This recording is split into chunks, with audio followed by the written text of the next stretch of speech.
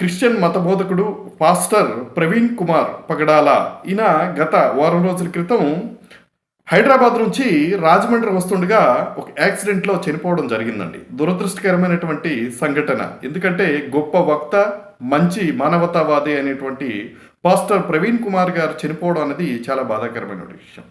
అయితే ఈయన చనిపోయినప్పటి నుంచి గత 5 రోజులుగా మీడియాలో కానీ కొన్ని విపరీతమైనటువంటి ఫోకస్ చేసి ఇది హత్య జరిగింది, ఇలా జరిగింది, అలా జరిగిందని వివిధ టీవీ ఛానల్స్ చూపిస్తున్నటువంటి తీరు చాలా బాధాకరమైనటువంటి విషయం అండి. ఎందుకంటే ఇది చాలా సున్నితమైనటువంటి అంశం.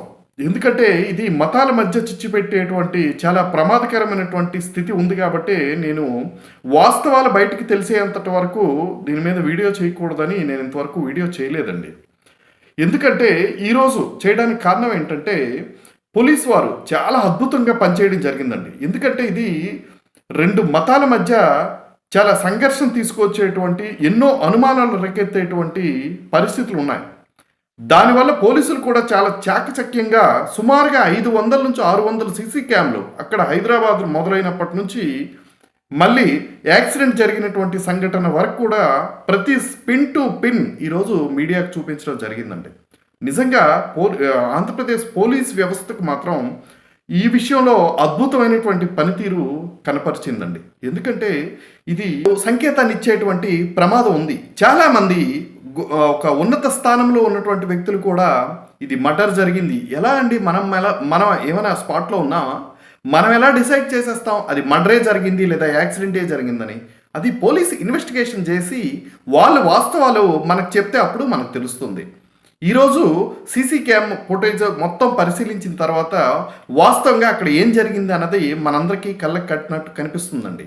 నిజంగా ఈ యొక్క సంఘ విద్రోహ శక్తులు అంటారండి, ఎక్కడైతే ఒక సంఘటన జరిగిందో అది సున్నితమైనటువంటి అంశం కాబట్టి ఆ అంశాన్ని ఉపయోగించుకొని రాజకీయంగా, సామాజికంగా మరియు అన్ని విధాల ఈ సంఘటన ఉపయోగించుకోవాలని చాలామంది వ్యక్తులు ప్రయత్నాలు చేశారండి. ఎందుకంటే గత వారం రోజులు మనం ఈ యొక్క యూట్యూబ్ ఛానల్స్ కానీ లేదా మెయిన్ స్ట్రీమ్ ఛానల్స్ కానీ ఎవరికి నచ్చింది వాళ్ళు చెప్పుకుంటూ వెళ్ళిపోతున్నారు. అది ఎంత ప్రమాదకరమో వీళ్ళకి అర్థం కావట్లేదా, తెలీదా? ఎందుకంటే చాలా సున్నితమైన అంశం ఇది. 2 కులాలు, 2 మతాల మధ్య విద్వేషాలు రచ్చగొట్టేటువంటి పరిస్థితులు ఉంటాయి. కాబట్టి మనం ఎంత సమన్వయం పాటించాలి ఈ విషయం పట్ల. ప్రవీణ్ గారు మృతి అన్నది చాలా బాధాకరమైనటువంటి విషయం. ఆయనకి మనం శ్రద్ధాంజలి ఘటిద్దాం.